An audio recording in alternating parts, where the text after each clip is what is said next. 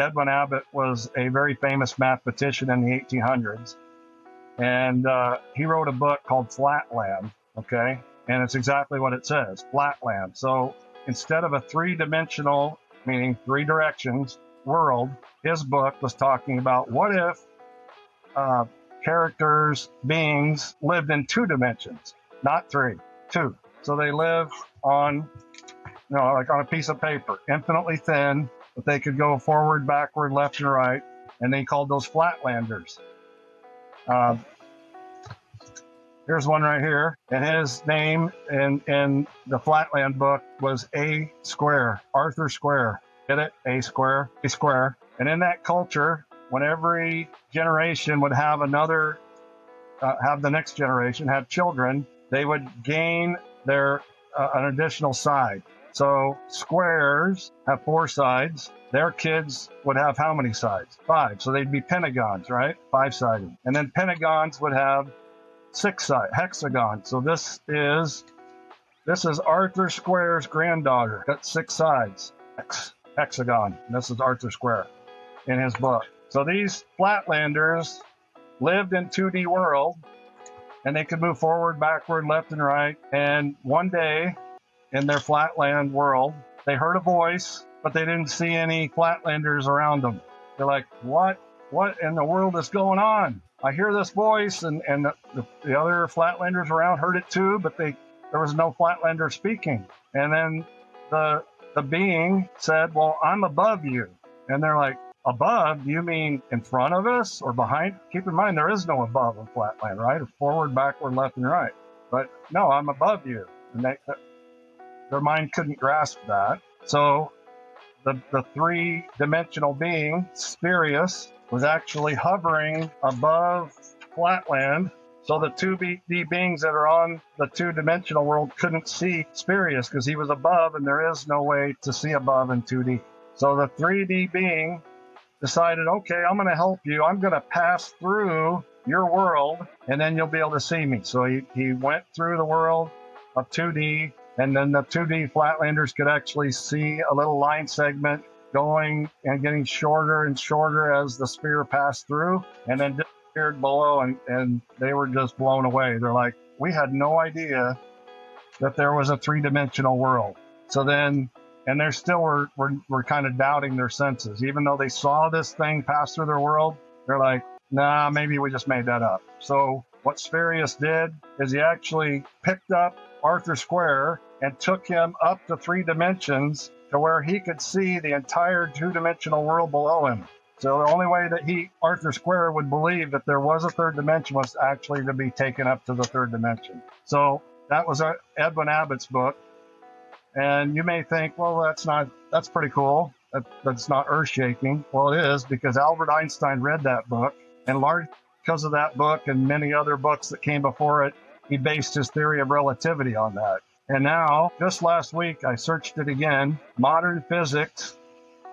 Oh, and let me clarify something. You might hear someone speak of the 4th dimension, and they think of time. Well, time is a dimension, but that's a temporal or a time dimension. The length, the forward, backward, left, right, up, and down, those are called spatial dimensions, meaning in space, right? Well, modern physics currently believes that there's up to 11 spatial dimensions in our universe. Not time, spatial dimensions, 11 of them. So if you two and your viewers want to have your mind blown and you want to go down a rabbit hole, just go onto YouTube and type in string theory. STRING theory, string theory, and you will be watching videos of the current modern physics theory about spatial dimensions. It's pretty mind-blowing.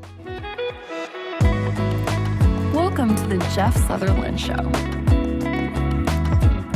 Let's grow today as we learn from decades of real estate and leadership experience.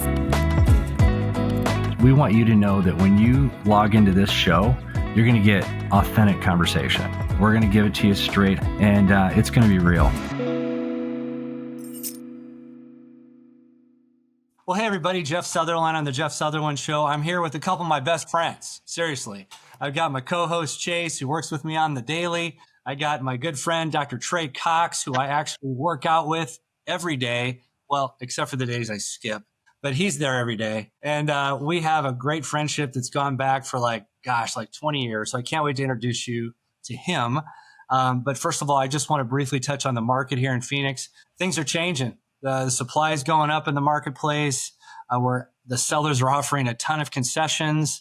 Sellers are buying down interest rates for buyers. New home construction is going down to like 2.99% deals and 3.99% deals fixed. Builders are buying down points, and you'd be surprised the deals that are out there right now for buyers. And I honestly believe, and Chase, love to get your take on it, I honestly believe that in the summer you're going to see even better deals go on because what's now happening is the median sales price is really not dropping, but that's a lagging indicator of what's going on in the market. So if you make an offer on a house today and it closes 30, 45 days out, you're going to start seeing those median sales prices start to dip down because we're typically getting deals underneath list price and buyers are coming in really aggressive right now. Chase has a ton of deals right now. Chase, give us just a snippet of what's happening in your world, bro. Yeah, we've been blessed, man. We've been busy. It's a great thing. Helping a lot of buyers. Like you said, buyers have more, we're seeing more negotiation power on the buyer side than we have in the years past, which is awesome. New builds still offering a lot of concession or incentives for buyers, which is very helpful for people looking for new build homes. And then just a lot more negotiation power on the resale stuff, more concessions.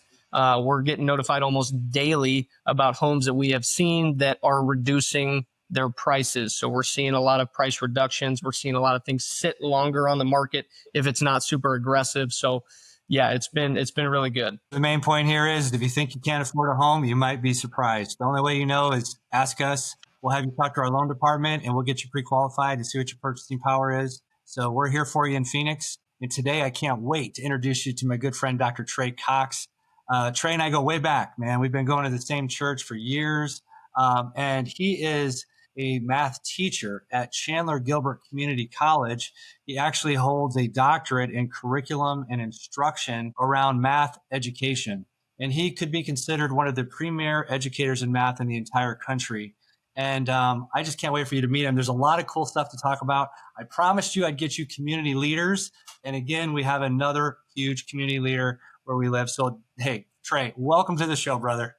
Glad to be here. This will be a lot of fun. Absolutely. First of all, for the audience, Trey knows everything about Batman. I don't know anybody out there that knows less than Trey about Batman. So Trey, can you give us like a quick little tour of your office at the school, the college? This will trip you guys out. Yeah, this is my office here at Chandler Gilbert. My wife kids me and says when I retire, where's all this stuff going to go? And we're still having that conversation. But, my love for Batman started when I was about 3 years old, actually. The Batman show on television in the 60s, you know, and somehow I got this, I'll show you here in a minute. I got this helmet when I was like 4 years old and used to wear that around the neighborhood. It just started at that point. Now it's not relinquished at all. So at my age, it's hard to figure out what to buy me for Father's Day or my birthday or Christmas. And people just keep giving me Batman stuff. So I'll take you. You want me to show a little tour here? Or Yeah, give us a little tour. Right? So right behind me, you can see a bookshelf. That's a Batman bookshelf. There's books in there. I'll probably have to I'll turn the light on so you can see, because it's hard to see things. I work in the dark because I'm a bat. Right behind me, you see all these Hot Wheels. Every one of those is Batman Hot Wheels. And then over here on this wall behind the chair, there's another group of Hot Wheels. There's 425 Batman themed Hot Wheels in here. And Wow. There's my Batman album Gotham City clock. It's an album that's etched in the shape of Gotham City there. And on the bookshelf, everything on that bookshelf is Batman themed in some way. Here's the helmet I was telling you about that I wore when I was a little kid. This is a Mattel 1968 Batman helmet. So I was 4 years old at the time. So yeah, it's pretty insane. And then the other wall back here behind me and my desk, I'm pretty proud of this. This is you might have seen Christmas Story, the leg lamp. Well, this is a Batman leg lamp right here. And then this is a bat plane. I don't know if you can see it. Bat plane that when I hook my laptop in, it's my desk light. So I'm gonna connect my laptop again. I might blank out here for a second. So Chase, have you ever seen that bat cave before? No, this is the first time, man. That is no joke. How long did it take to accumulate all that? Since I was 4, apparently. So, yeah, I have people that I know. Jeff Kozlowski, I think you both know him. He his life goal, I think, is to find me Batman things I don't have. So the latest one he found. I also like the band Kiss, so he got me this Batman Kiss Lego guy, and I didn't have that. Now I do. So if you want to join the fun, try to find things I don't have, I'm happy to add it to the collection. We're going to be out on the hunt, man. Right. Keep your eyes open. Okay. So Trey, thank you for that tour. Thank you so much. That was cool. So how long have you been teaching? How long has your teaching career lasted? And tell us a little bit about your journey. Well, it's kind of interesting because I didn't want to be a teacher. That was not my goal. I wanted to be a chemical engineer, actually. And I went to Concordia, Wisconsin in Milwaukee. In my first semester, I was in chemical engineering. I actually love it, chemistry still, but I was fortunate enough to go to a small high school in Illinois. I got to play 3 sports. And when I went to college, I wanted to keep playing sports. So I was able to play. It was a small enough college. I got to play basketball, baseball, and golf there also. And after my first semester, I didn't really ever want to quit my connection to athletics. So I changed from chemical engineering to wanting to be a coach. And I've always done well in mathematics. I'm fascinated with astronomy. So I decided, well, why not be a math teacher? And then I can coach first and primarily. But after having kids and wanting to make more money to support my family, I decided that I'm going to give up the coaching and spend more time on my teaching profession. So I got my master's degree in educational administration. At the time, I was at a high school and I was athletic director, and I thought I might want to just do that full time. But I was also half the math department. So it was a school of 400 kids. And it was actually too cold in Illinois. So we decided to move here. And I taught at Chandler High School for 4 years. So I taught 14 years of high school math. And then in 2000, I started teaching here at Chandler Gilbert. So I've been here 25 years, just finished my 39th year teaching, and number 40 is this fall. Wow. You know, when you look at your career, I have some opinions on how it's changed. Education has changed over the years. I mean, I remember when I was a kid, if I screwed up at school and if the teacher wrote a note home, I was in deep trouble. It was like the teacher was pretty much always right. And, I want to ask you this because it seems like the last decade or so, it kind of feels like it's been flipped, right? It seems like there's been a lot of leniency given to students, when they have bad behavior and things like that. And there's more, I guess I'm concerned a little bit about that overall in education on how teachers don't have the empowerment that they used to. Do you have any thoughts on that? Well, I think you hit the nail on the head when you said when you got home, you got in trouble. So to be honest, our students today are smart enough to know that teachers really can't do anything to them. They never really could. Well, maybe when you used to be able to spank in school, but that's been gone a long time. But other than that, a detention, these kids don't really care about, spending a little extra time at school. So I personally think it's the breakdown of the family is causing what you're talking about. And in particular, with Father's Day coming up in a couple days, I lay a lot at the feet of us fathers to step up and show our families what a godly man could be like and lead his family. To get what you're talking about to turn around, I think that's the only place it's going to happen, actually. So has it changed?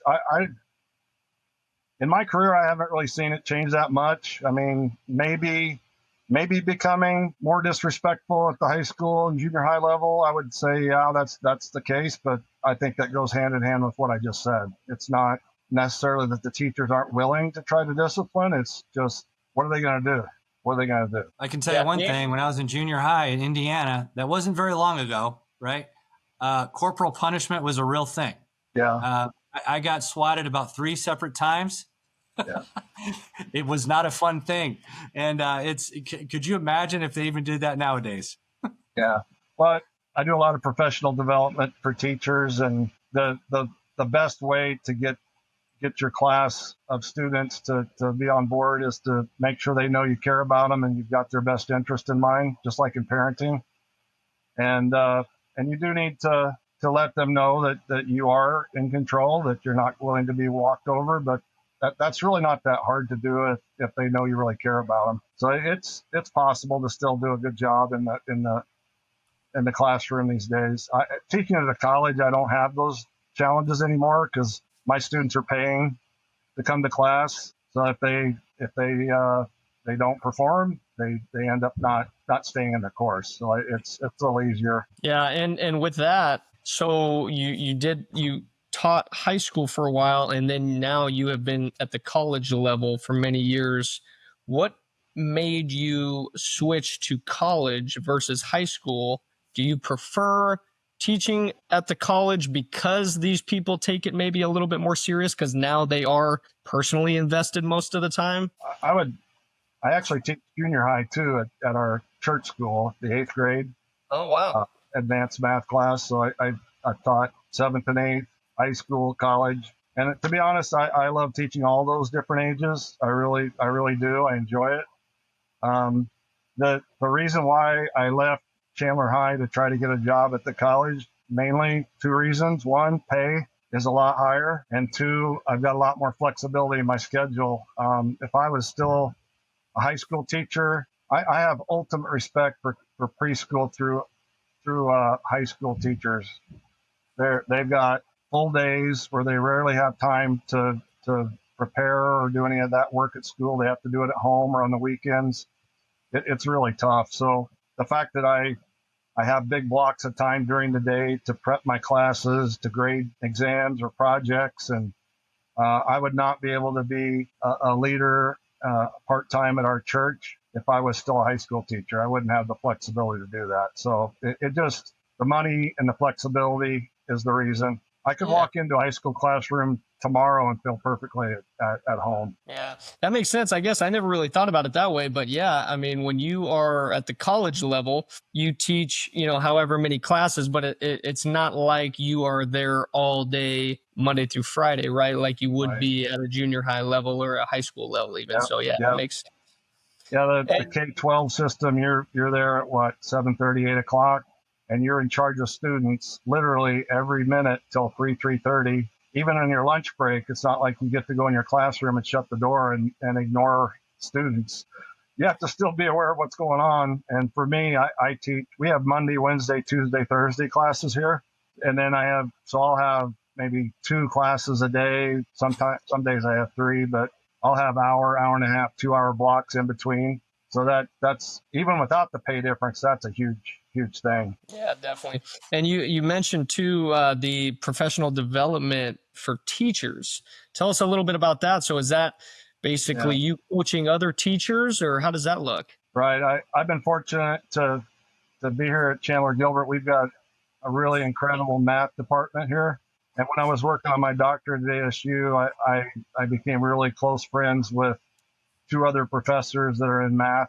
The information we learned and the research we learned while we were at ASU, we thought with, and by the way, they were also high school teachers and taught in the K-12 system, so they know that world. And we felt, being practitioners, being actual classroom teachers, and knowing the math education research and then having our doctorate in curriculum, that we could really help teachers out. Because of what I said before, even if they wanted to do research and read up and study, they don't have the time or the energy, to be frank, to do that. So we started offering professional development. We wrote a grant back in 2010, I think it was, to the National Science Foundation, and we're awarded $9 million to do professional development with middle school teachers. So we did that for 5 years, and it was a huge success. In fact, it was so much of success when the funding ran out after 5 years. Teachers were still contacting us, asking us, what can we do to get some more professional development from you guys? And so we would do like just one-off weekend workshops where we'd have good attendance. And then the college started funding we started funding districts being able to send teachers here. And then I was just telling Jeff before we got on that We had applied for another grant. We just got another 1.7 million that we're going to start using here in August with teachers. But it's really rewarding to have as many years experience as our team has, and our passion for K-12 teachers to be able to still help them, because our heart's still at that level. Yeah, because you make math fun, right? And so tell us about some of the things you do, because like I know there's probably parents listening to this today going, my kid is struggling with math. I think that my opinion is there's good teachers and there's bad teachers, just like in any other industry. And the people that make it fun and make it applicable to life tend to really bring, kids in. There's a lot more interest.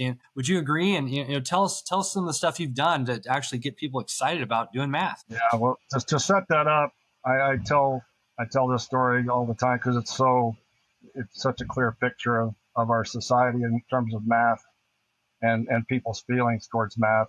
Every month I have to go get my hair cut. I go to the barber shop, sit in the chair, and you can imagine the first question they ask you is, what do you do for a living? So I'll say, I'm a teacher. And then I don't say any more. And then they say, what do you teach? I say math. And then I hear moans and groan, I hate math. It's so horrible. And I genuinely say, I'm really sorry to hear that you had really poor math teachers, because I firmly believe that. And I don't even mean that the teachers didn't care, but in my opinion, they don't know any better in terms of how to teach math in a meaningful way that actually can make sense and connects the ideas together. I think most of us learn, and I'm included, most of us learn math in a very disconnected, procedurally focused way where you're wondering, when am I ever going to use this? How does this all fit together? It's just a jumbled group of to-dos and you have no idea. So my theory is, I want my students to make sense of math. I want them to see its relevance. I want them to see it in context. So I literally teach each one of my classes all the way from college algebra, pre-calculus, calculus, my 8th grade class at Christ Greenfield. I teach it this way. I know the big ideas I want my students to learn. I have them sequenced in a logical way that makes sense from one idea to the next. And then I come up with, I either create myself or I find other people that have really great, what I call anchor problems, which means you dig into the problem, you have no prior knowledge whatsoever on what math is involved.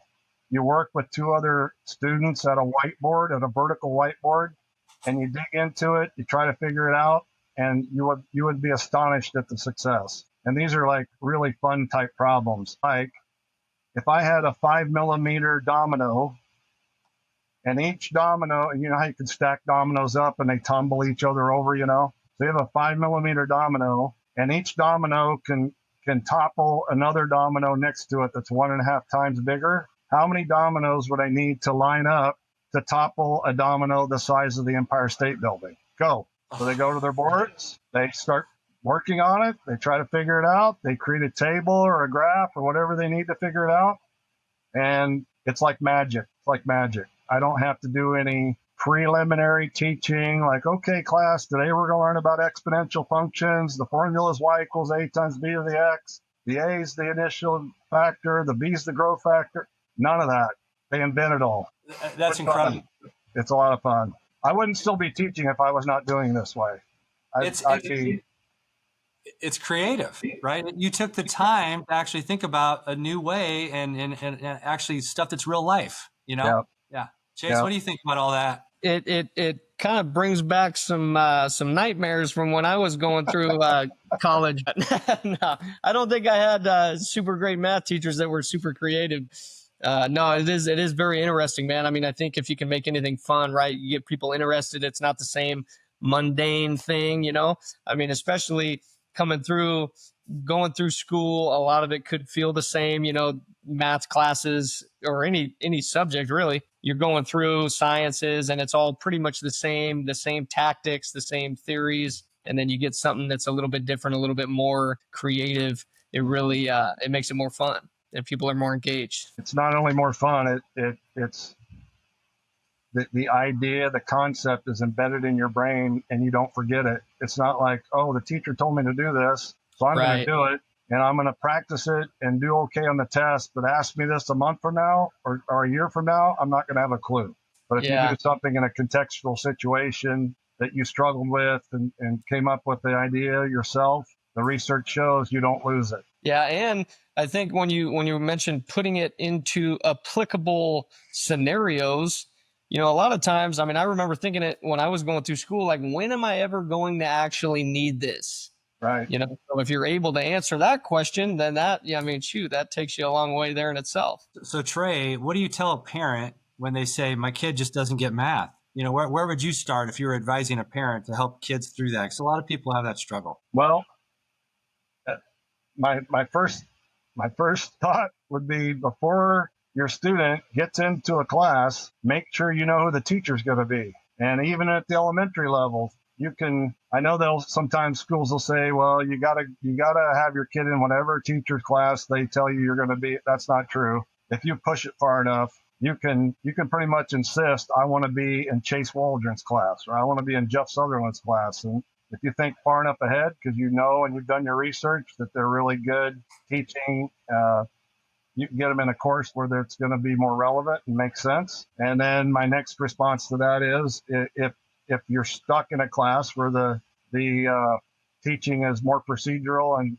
is not meaningful, then there would be an effort on my part to get maybe a tutor or someone that can help your student understand it and not just go through the motions. Because if they go through the motions and they don't understand it, and math builds upon itself, the next school year, next semester, sometime in the future, they're going to not remember what it was that they were told to remember, because all they did was mimic. So it's really important that they have a teacher that focuses on making sense. And I'm not just talking about math. I'm talking science, history, anything. In my opinion, all this stuff should make sense. It's not just facts. Yeah, that's a great point that you bring up, Trey. For obviously at the college level, you get to choose what classes that you take, but in K through 12, what should parents be looking for when they have these different maybe teacher options? And, we mentioned figuring out who the teacher is and where they want their kid to be. What kind of things should they be looking for? And what kind of not investigations, but what kind of research can they be doing to figure out, okay, do I want my kid in this particular class? Or how do I find the best teacher that I want to put my kid in? Interview them. Interview the teachers. Think far enough ahead. To me, I have 3 sons, and I did this with them. I set their schedule around their math and science teachers, because, no offense on English and reading, but any of us that know how to read can help them learn how to read. It's not like you need to have and I'm not saying there aren't people that have expertise in reading skills. They do. But math and science, trying to learn that without some in-person expert that does a good job, it's going to be really hard.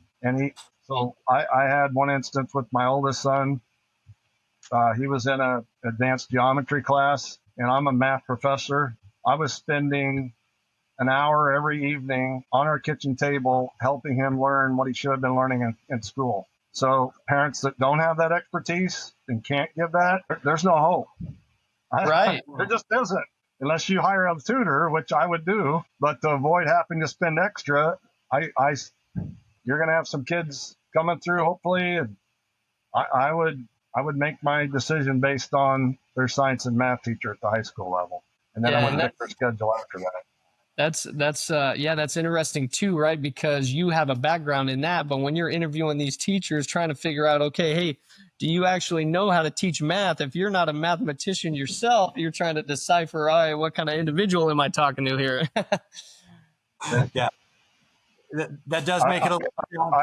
I have actually, in the last 10 years, because the people know what I do and who I am, I've had at least 25 people that are friends or acquaintances that have reached out to me and said, hey, who should I take for college algebra at Chandler Gilbert or MCC or wherever they're going to be? And I tell them and I say, make sure you're in that class and set your other schedule around it. I don't care if it's in your mind, it's a 7:30 a.m. class. I don't want to do it. Suck it up and take it at 7:30. In the long run, it's going to pay off dividends. So I would say reach out to people that that you can lean on and get help as a parent. Well, I might be giving you a call then, Trey. When it comes time, we might have to put our interview hats on.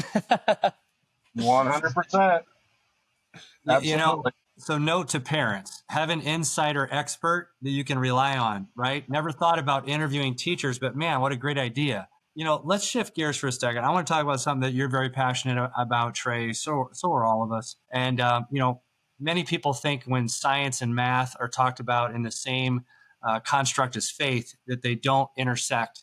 They're two separate things, right? You see a lot of people that are in science or math, and they don't see faith or religion as logical, and they come at it from a different point of view altogether, a completely different worldview. You teach a class, and for those of you that you guys know me and Chase out there, you guys have known us for many episodes. We're not embarrassed to share our faith at all.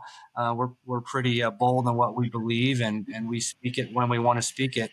But Trey, talk about the class that you teach and the kind of following and interest you've had in this class. It is like something I've never seen, and it is amazing. So Trey, take it away. Well, to set that up and to answer your question, being a Christian, Bible-believing Christian, I feel, and it's true, and that is every discipline that you want to study is supported and is embedded in biblical truth. So creation, in my mind, God used math and science to do his wonderful work of creation. It's so obvious. You look at the patterns and everything, and the design that's intricate in the smallest microscopic and even below sized things in our universe, and then the enormous grandeur of astronomy. Everything points to a designer, a creator, a mathematician that put it together. So I just chuckle when I hear that, because it's just so obvious. If you want to be open to what your eyes are seeing and your senses are feeling, it's pretty clear. So having said that,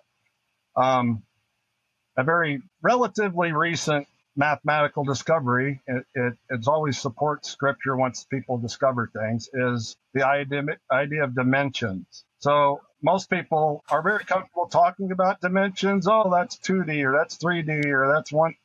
But very rarely do people stop and think about what a dimension is. So at risk of putting you two on the spot, just know that when I ask that question, mathematicians or teachers of math don't know the answer. So if you don't know the answer, it's perfectly fine. If you do, I'll be shocked, to be honest. And that is, what is a dimension? I know I'm wrong. I'm just going to take a guess. I'm going to say a plane of consciousness of some sort, different levels of being.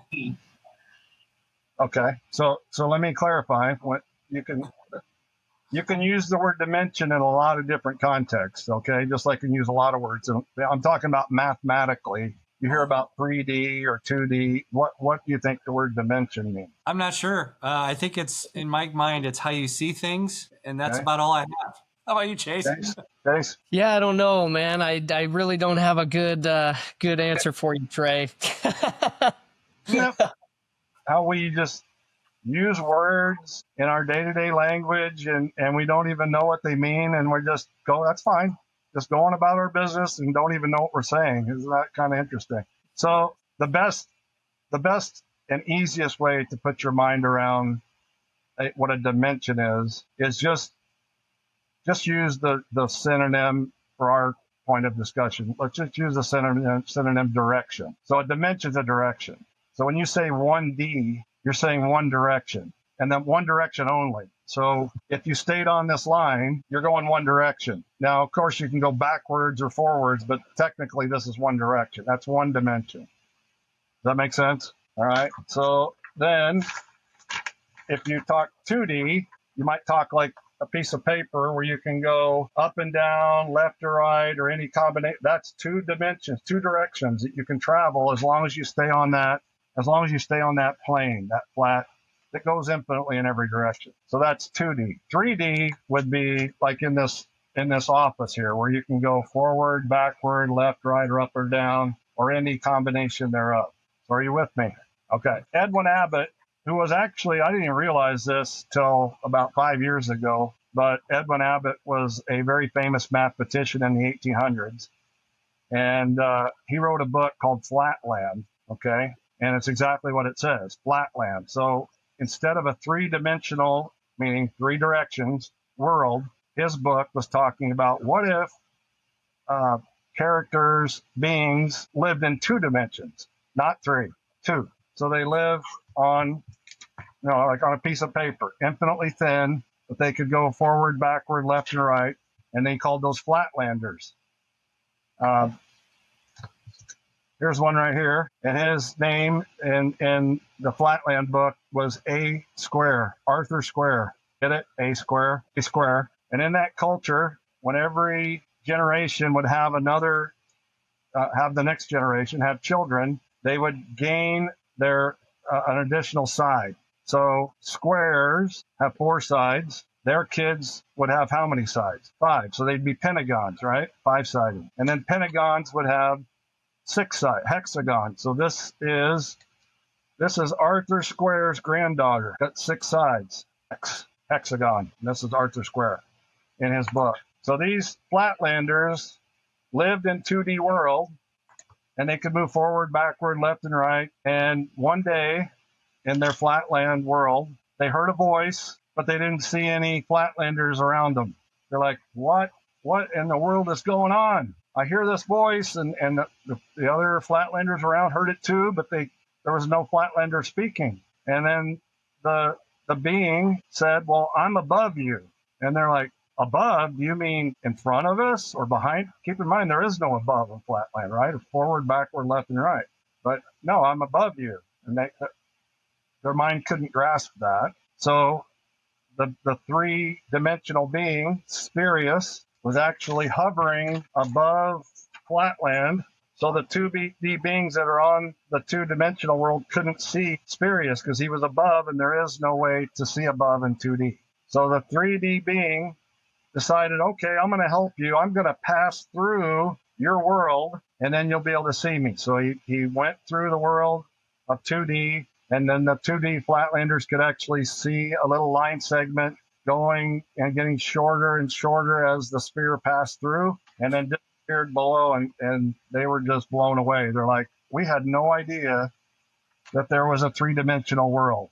So then, and they still were kind of doubting their senses. Even though they saw this thing pass through their world, they're like, nah, maybe we just made that up. So what Spirius did is he actually picked up Arthur Square and took him up to 3 dimensions to where he could see the entire two-dimensional world below him. So the only way that Arthur Square would believe that there was a third dimension was actually to be taken up to the third dimension. So that was Edwin Abbott's book.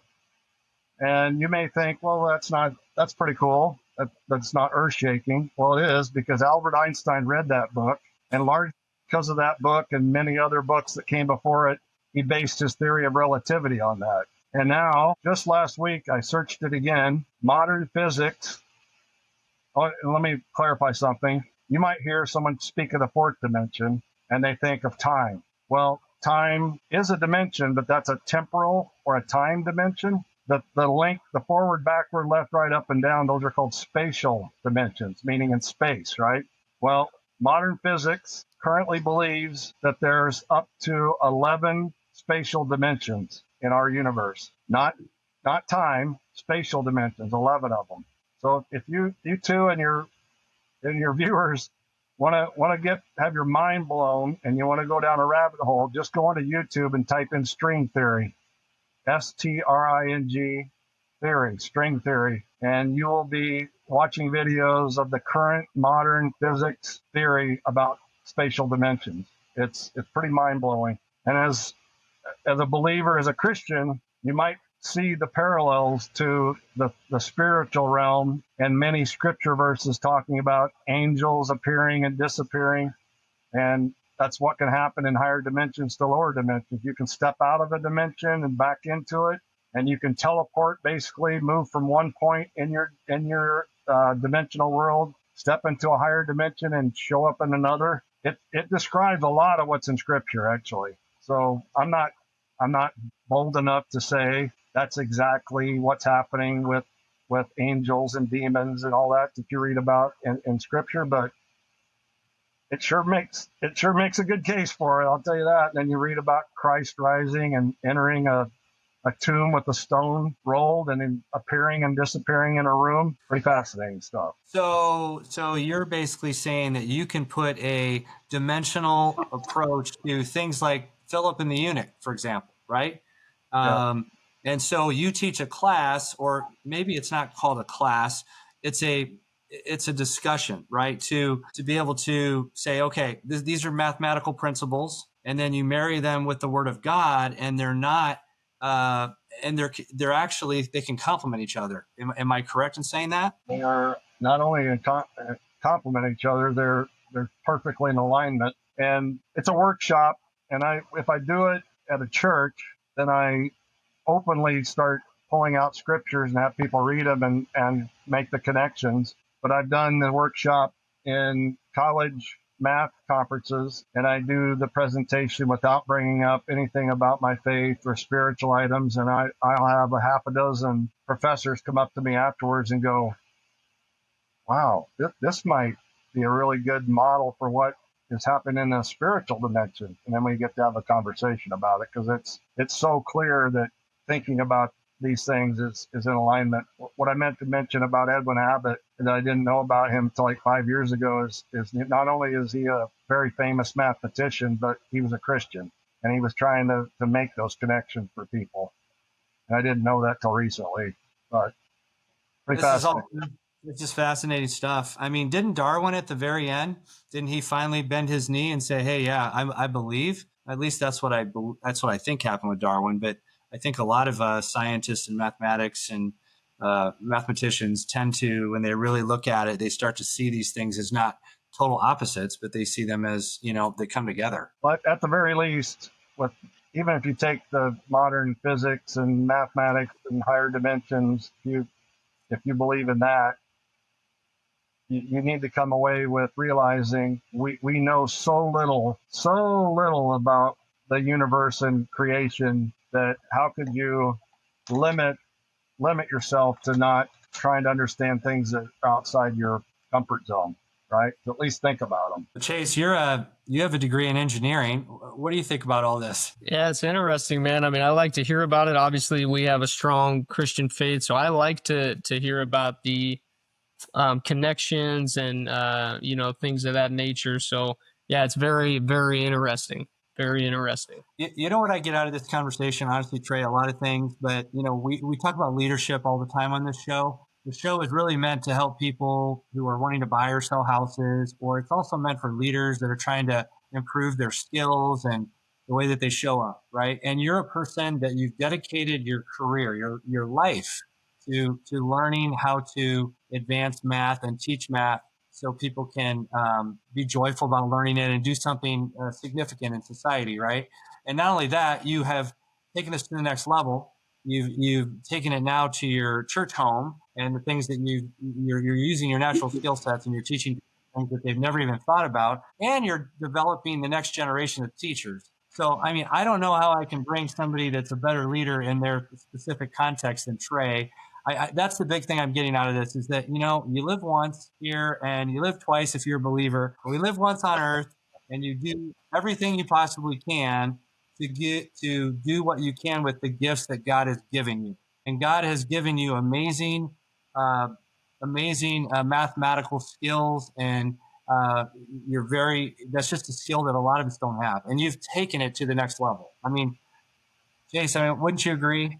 It's amazing. Yeah, no doubt, man. And it's cool because I don't believe we've had any other teachers on here. So it's good to hear about it in that perspective and a leader in that space. So yeah, it's awesome. Yeah. This has been great. Trey, I'm going to give you the last word. We're talking a lot about math, talking a lot about dimensions. Anything else you want to share? And then if anybody ever wants to get some coaching or mentoring from you, would it be okay if they reached out? Did anybody contact you? Could you share a little bit about that? Yeah. Well, I want to end with, you asked about the state of education and the things that were challenges. Maybe it's appropriate to end with the word of encouragement, and that is, Well, first of all, another challenge, but then some encouragement. Like I said, I'm starting my 40th year of teaching, and I've had people over the years quite often ask me, while they're nodding their head, actually. So check this question out while they're nodding their head. They'll say things like, boy, this current generation sure is messed up, aren't they? They're just like different than everybody else. And I'm like, no, they're not. They're the same they've been when I first started teaching in 1986. And they're like blown away. Come on, they're not motivated. They're not. And I say, well, they're dealing with harder things than you and I had to deal with. I will definitely give them that because of the internet and smartphones and all the information that's thrown at. I'm very empathetic to them. And this is probably what's kept me in teaching I could have retired 5 years ago with full benefits. But I just love being able to have an impact on the next generation. What profession can you be in where you have a class of 18 to 22 and then above opportunity to make an impact on those kids, students year after year? So my word of encouragement is COVID really did a number on them in this way. They really were hurt by the lack of interpersonal relationships during that time. And you can see this in the research and surveys. You'll see it all over the place that they're having more mental health issues and depression issues. And that was not the case until COVID hit.